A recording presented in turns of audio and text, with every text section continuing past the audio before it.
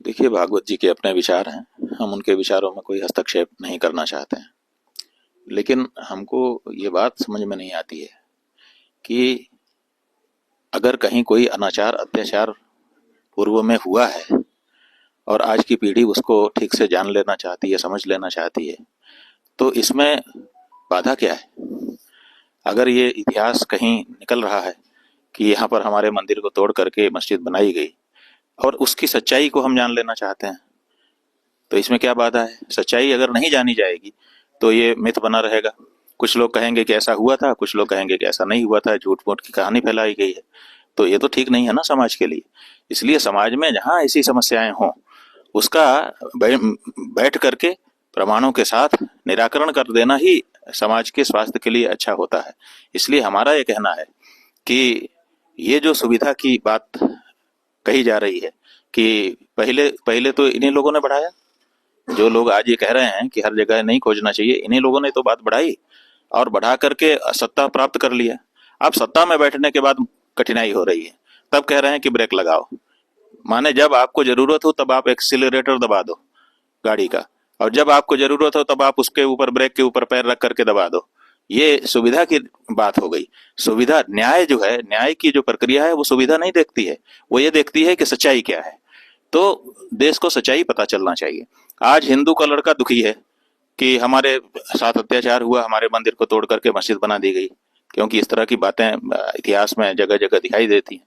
मुसलमान का लड़का भी दुखी है कि हमारे पूर्वजों के ऊपर ऐसा आरोप लगाया जा रहा है, और फिर उसके मन में एक शंका ये भी होती है कहीं हमारे पूर्वज ऐसे ही अत्याचारी तो नहीं थे। तो वो भी दुखी है, हम भी दुखी हैं। तो इसलिए हम चाहते हैं कि जहां जहां के बारे में ऐसी बातें आ रही हैं उसको विचार कर लिया जाए।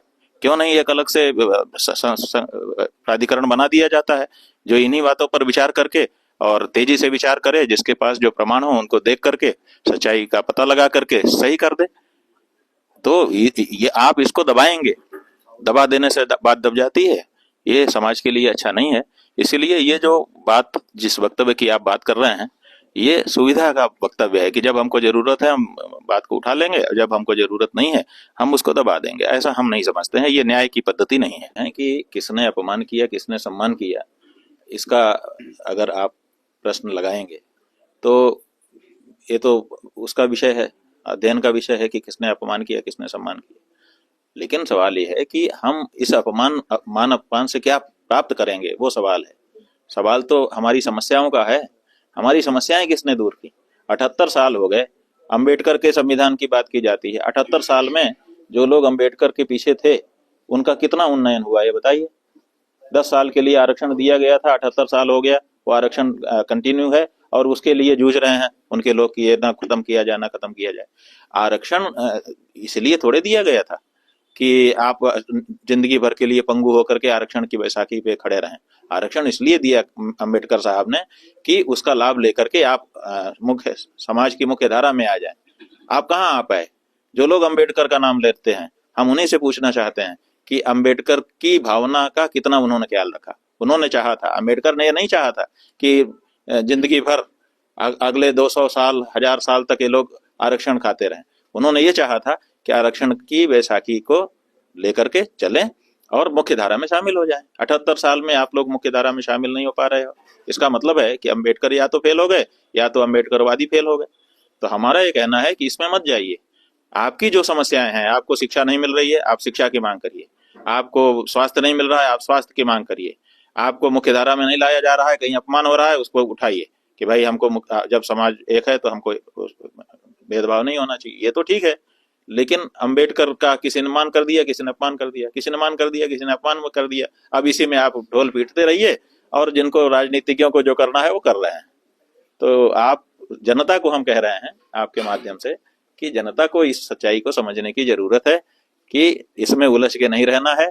हमको अपनी वास्तविक समस्याओं का समाधान नेताओं से प्राप्त करने के लिए खड़े होना है।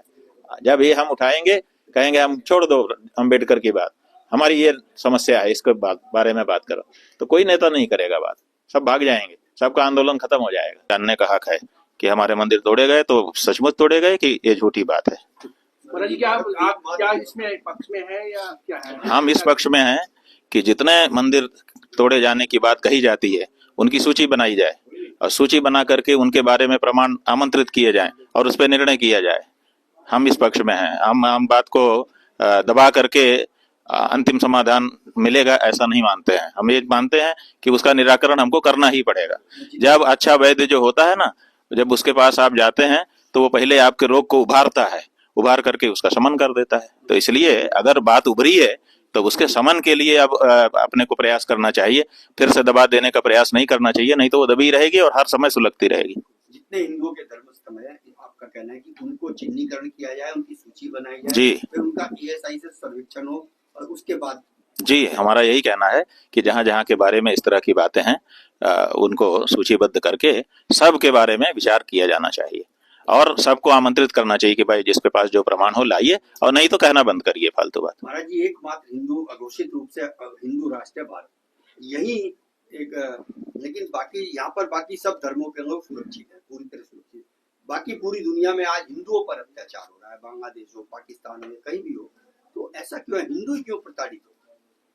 इसीलिए कि हिंदू सहनशील है, इसीलिए कि हिंदू जो है प्रतिक्रिया नहीं करता है, इसीलिए कि हिंदू गोलबंद नहीं होता है, इसीलिए कि हिंदू किसी पे अत्याचार करने के स्वभाव वाला नहीं है, अन्यथा उसका भी बोलबाला होता। ये हमारी अच्छाई है जो आज हमारे लिए कठिनाई का कारण बन रही है। तो बांग्लादेश में जो कुछ हो रहा है उस पर क्या हमारी कार्रवाई किस तरह से हम करें कि ताकि वहाँ हिंदू सुरक्षित रहे? देखिए, बात यह है कि बांग्लादेश में जो कुछ हो रहा है वो हमारे ठीक बगल में हो रहा है, और बांग्लादेश कोई अलग जगह नहीं है। आज उसको बांग्लादेश कह रहे हैं, कल पूर्वी पाकिस्तान कहते थे, उसके भी पहले वो भारत ही था, हमारा ब्रह्मदेश है। तो ऐसी परिस्थिति में वहां पर जो हिंदू हैं वो परंपराया हमारे हमारे देश के हैं। आज आप अलग होकर के एक नया नाम लेकर के आप रह रहे हो, लेकिन इतिहास देखें तो भारत ही है, तो वो एक तरह से भारत के हिंदू हैं। अब उनके बारे में वहां पर इतना अत्याचार हो रहा है और भारत की सरकार कुछ नहीं बोल रही है, तो ऐसे में हम लोगों को बड़ी कठिनाई हो रही है। वहां के लोग बार बार पुकार लगा रहे हैं, चीख लगा रहे हैं। वहां के लोग सिर पे सामान बांध करके आए भारत की सीमा में कि हम यहीं जाके शरण ले लें। यहाँ पर हमारे बॉर्डर के जो सैनिक हैं वो उनको मार करके वापस भेज रहे हैं। वो वहां अगर रहना चाहते तो वहां से भागते क्यों? लेकिन आप उन्हीं को वापस जा रहे हैं कि जाओ वहीं पर मरो, कटो, जो करना जो होना हो तुम्हारा वो हो। तो ये थोड़ा सा कठिन है।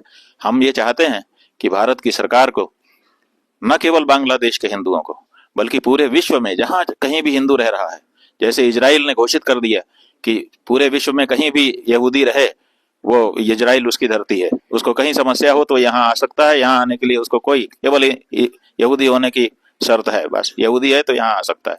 उसी तरह से भारत को यह घोषित करना चाहिए कि विश्व के किसी भी भूभाग में अगर हिंदू रह रहा है, अगर उसको कोई समस्या है तो वो भारत की तरफ देख सकता है, भारत उसके लिए खड़ा होगा। ये तो कहना पड़ेगा, ये संदेश देना पड़ेगा, और बांग्लादेश में आपको ये निर्णय लेना पड़ेगा, कड़क निर्णय लेकर के उनको संदेश देना पड़ेगा। आप दे नहीं रहे हैं। हमारे 1.5-2 करोड़ हिंदू वहां पर हैं, आप 7-8 करोड़ बांग्लादेशी यहाँ भारत में हैं, फिर भी हम क्यों चुप हैं? क्या हमें भारत से इनको रोहिंग्या बांग्लादेशी उनको वापस भेजना चाहिए? भाई आखिर क्या रास्ता है? जब हमारे हिंदुओं को आप वहां पर मारोगे तो हम आपके कब तक आपके बांग्लादेशियों को यहाँ पर शांति से रहने देंगे? एक समय आएगा जब यहाँ का हिंदू भी खड़ा हो जाएगा कि भाई तुम बांग्लादेशी हो, चलो भागो, तब क्या होगा? यहाँ जो है वो ऐसी परिस्थिति, अगर ऐसी परिस्थिति आ जाएगी तो कोई कठिन नहीं है, आ ही सकती है। अवैध रूप से रह रहे हैं, इसीलिए उनके ऊपर जब हम खड़े हो जाएंगे तो उनका यहाँ रहना मुश्किल होगा। फिर 8 करोड़ बांग्लादेशी फिर से बांग्लादेश जाएंगे, फिर उनको बांग्लादेश की सरकार कैसे संभालेगी, क्या करेगी? आखिर कहीं ना कहीं जाएंगे, कहीं ना कहीं रहेंगे, कहीं ना कहीं कुछ खाएंगे। तो 8 करोड़ लोगों का भार अचानक बांग्लादेश के ऊपर जो आएगा, उस बारे में बांग्लादेश की सरकार क्यों नहीं सोच रही है? आप हमारे थोड़े से हिंदुओं को जो बड़ी शांति से वहां रह रहे हैं, आपका कुछ बिगाड़ नहीं रहे हैं। आपकी समस्या आपके प्रधानमंत्री से थी, आपने प्रधानमंत्री को भगाया। हम हिंदुओं से क्या समस्या थी आपको? लेकिन आप चूंकि भारत ने शरण दे दी, इसलिए अब वहां के हिंदुओं को आप प्रताड़ित कर रहे हैं। तो भारत की जो राजनीतिक सत्ता है उसी ने बांग्लादेश में रह रहे हिंदुओं के ऊपर जानबूझ करके ये आफत मोल ली है। अगर शेख हसीना को यहाँ शरण न दी गई होती तो हिंदुओं के प्रति बांग्लादेशियों की कोई अभी इस समय कोई इश्यू नहीं था, लेकिन भारत में शरण दी गई तो बांग्लादेश के जो मुसलमान है वो समझते हैं कि भारत माने हिंदुओं का देश, तो इसलिए हिंदू इसके लिए जिम्मेदार है, तो हिंदुओं के ऊपर वो लोग मारपीट कर रहे हैं। तो आखिर तो ये सरकार की गलती है।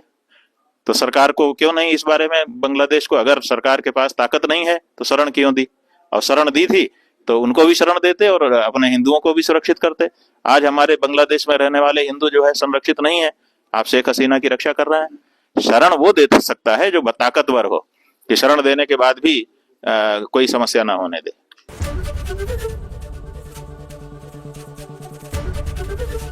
एबीपी गंगा, खबर आपकी, जुबान आपकी।